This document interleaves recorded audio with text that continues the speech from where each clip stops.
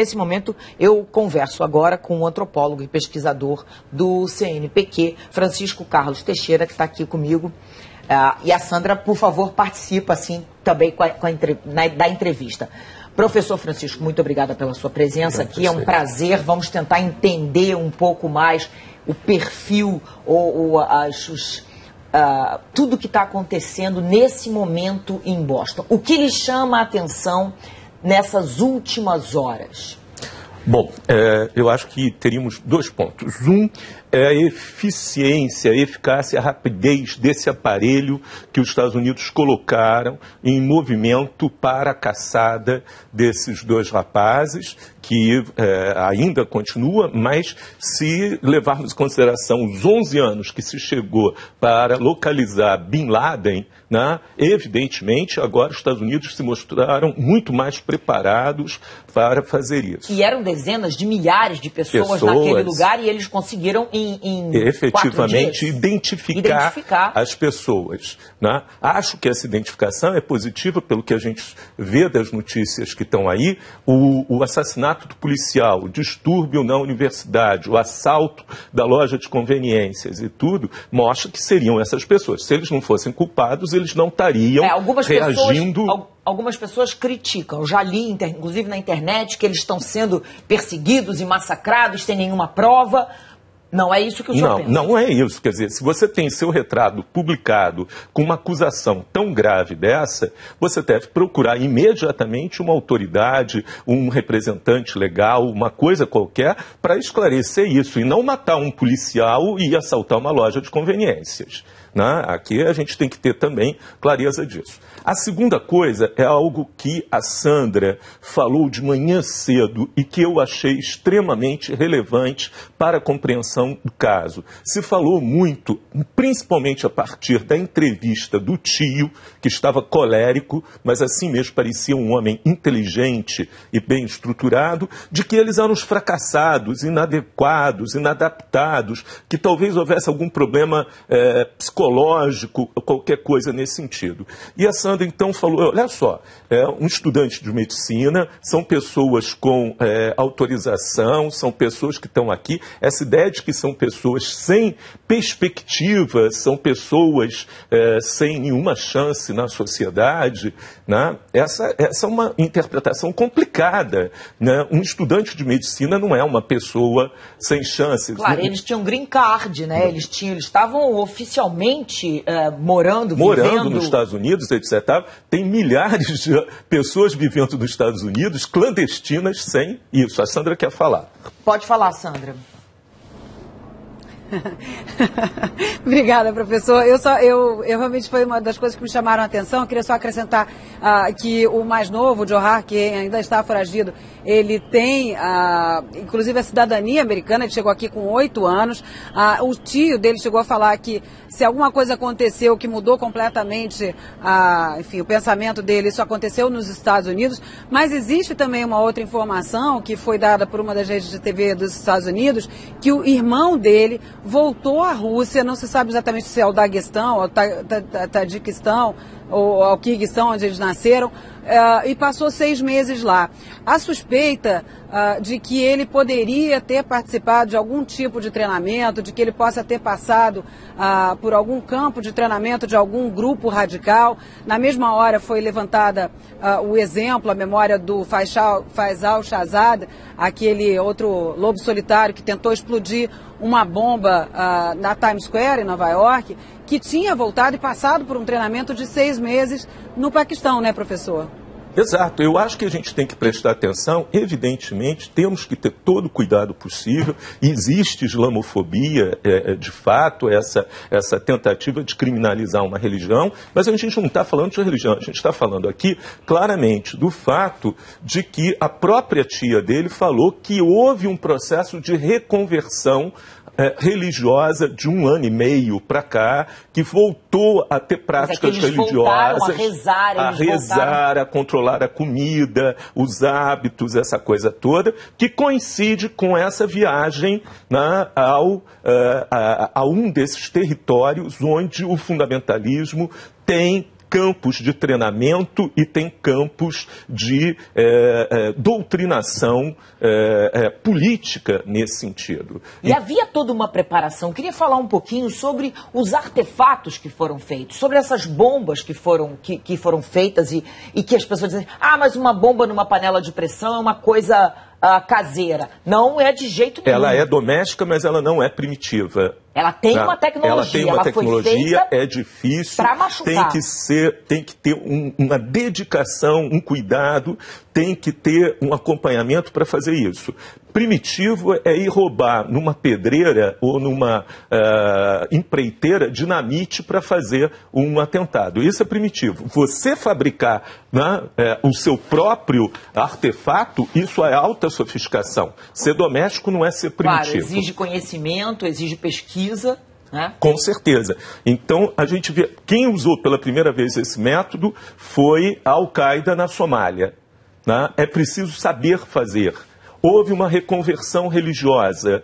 Né? Eles também, temos notícias concretas, que frequentavam sites fundamentalistas islâmicos e sites pela independência da Chechênia. Então nós temos aqui uma série de elementos que apontam para um fundo político, ideológico, e não para uma doença mental ou coisa parecida.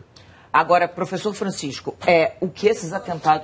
Sandra quer falar. Pois não, Sandra, desculpa, eu fico virando para ele e fico de costas para você. Não, desculpa. Eu que peço desculpa, porque na verdade tem um delay, né, tem um atraso na chegada do meu som, eu não interrompo de propósito, porque para mim você acabou de falar naquele momento, então nem estaria te interrompendo, perdão. Por favor. A minha pergunta seria no sentido de, a gente sempre fala, mas isso não tem a marca registrada da Al-Qaeda. A Al-Qaeda também não mudaria de métodos, eventualmente, exatamente para manter o efeito surpresa, professor, porque todo mundo sempre descarta de cara que seja Al-Qaeda, de que seja um grupo que já tem uma assinatura. Esses grupos que exatamente já têm uma assinatura não precisam se renovar de tempos em tempos? Com certeza, você está correta. Agora, o que é a assinatura? A gente tem que tentar pensar o que é a assinatura. Eu vejo o seguinte, um evento de massa, né, que é um evento feito num dia nacional simbólico, Dia do Patriota, que é transmitido ao vivo pelas televisões, com bombas colocadas em lugares diferentes, garantindo que isso vai ser filmado e vai ser saturadamente passado várias vezes na televisão. E bombas que foram colocadas para explodir no momento que tem um grupo maior passando, e não num pelotão de elite. Exatamente, né? Já tinha passado, e nacionais americanos. Exatamente, porque o pelotão de elite normalmente é formado por estrangeiros. Além de tudo, o uso de aparelhos não militares para fins militares. Aviões que foram lançados nas torres não são aparelhos militares, não eram mísseis. Panelas de pressão não foram feitas para ser mísseis. Eu poderia começar a dizer outra coisa. Mohammed Atta, né, que liderou o ataque do 11 de setembro, era professor físico, matemático na Universidade de Hamburgo. Né? Quer dizer, se a gente quiser ver o contexto mais amplo, o contexto mais amplo não é contraditório. O que é contraditório é o método específico. Usado. E aí tem isso que a Sandra falou. É a oportunidade, a possibilidade e a renovação. Agora, uma outra questão que eu gostaria de levantar também é que o que esses atentados mostram? Quer dizer, que os Estados Unidos ainda não têm como impedir o atentado. Não. O terrorismo, a mística do terrorismo é a surpresa e o seu caráter, por favor, entender bem a palavra, o seu caráter espetacular. Tá? Então ele precisa desse midiático, ele precisa desse cenário, né? E ele precisa ser um ato, né, que leva a guerra para dentro do território do outro. Né? Então, realmente toda a área do Cáucaso, da Ásia Central, até a Quirguízia, da onde aparentemente é a origem inicial, o Daguestão e a Chechênia, são uma área de guerra, uma área que até hoje é extremamente tumultuada. Então você tem elementos aqui que mostram essa mística do terrorismo. O que os Estados Unidos fizeram, e agora parece bastante eficiente, foi a repressão, foi as tomadas de decisão. Parece também que o governo americano e as autoridades americanas baixaram a bola. Eles esvaziaram para evitar o pânico, para evitar tudo isso. Tem algumas coisas inexplicáveis. o incêndio do Memorial Kennedy, está inexplicado, e as possíveis 2 outras bombas que não se voltou a falar nisso. A de Times Square? Em Boston, teve 2 outros locais que tiveram primeiro alerta de bomba. Então a gente... e outra coisa que também mostra que os caras estavam dedicados a isso, as bombas que vão ser explodidas agora, de forma controlada, que estavam em uma das residências. Que a Sandra falou, né? Que estavam dentro da casa dos 2 suspeitos, havia bombas.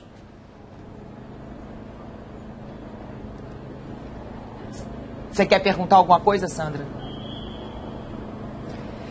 Não, eu estava aqui ouvindo o professor falar, professor, eu estava aqui pensando se não seria mais lógico, porque dentro da etnia chechena, se não seria mais lógico um ataque a um alvo ligado à Rússia e não aos Estados Unidos. Por que esse alvo americano?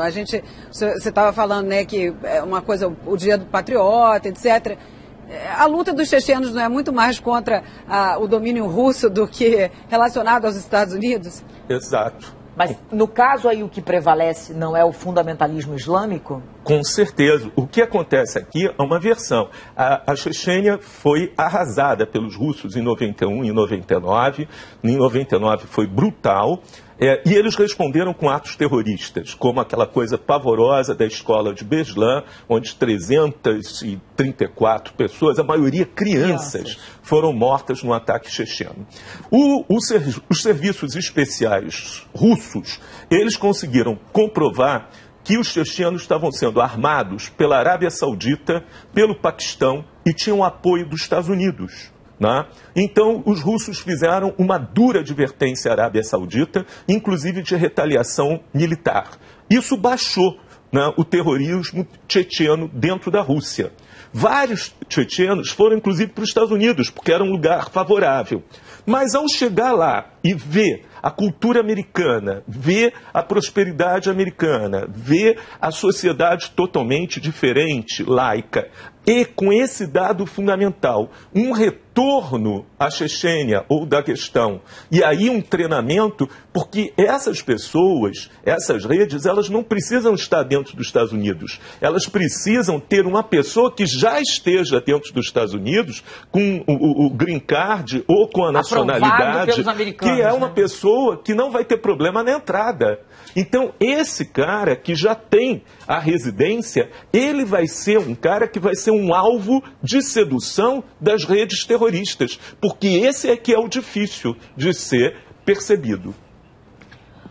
Olha, nós temos umas imagens da Reuters chegando aqui agora. Eu queria mostrar...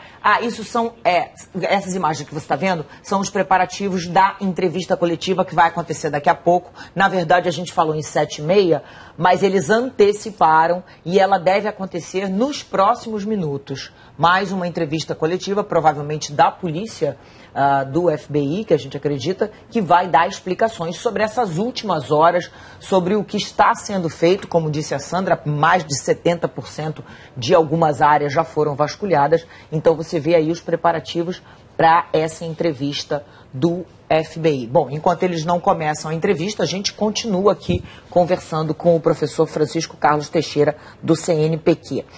Uma questão que eu gostaria de levantar aqui na nossa conversa é porque todos nós sabemos que daqui a 1 mês, 2 meses, começa o primeiro dos grandes eventos brasileiros esportivos, que é a Copa das Confederações. Depois temos aí uma jornada da Juventude Católica. Depois temos a Copa do Mundo no ano que vem e as Olimpíadas em 2016.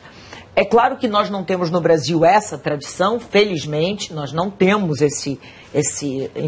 o lidar com esse tipo de coisa, mas qual é o risco que a gente corre de ter aqui células, pessoas que possam já estar vivendo aqui com esse objetivo, com essa função de usar, como o senhor disse, essa situação midiática para chamar a atenção do mundo num ato terrorismo? Olha, Leiana, vamos falar absolutamente em teoria. Absolutamente em teoria.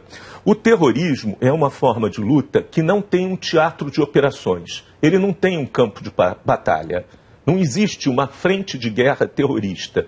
O terrorismo, ele tem janelas de oportunidades. Aonde for mais fácil atacar, ele vai atacar. Aonde o custo, o esforço, a capacidade de se fazer presente for possível, ele vai fazer.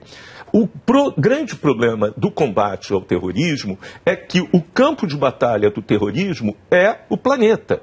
Então, se for fácil atingir cidadãos americanos no Quênia, como já aconteceu, ou no Egito, ou em Bali, numa discoteca, ou num evento no Rio de Janeiro, eles vão procurar fazê-lo.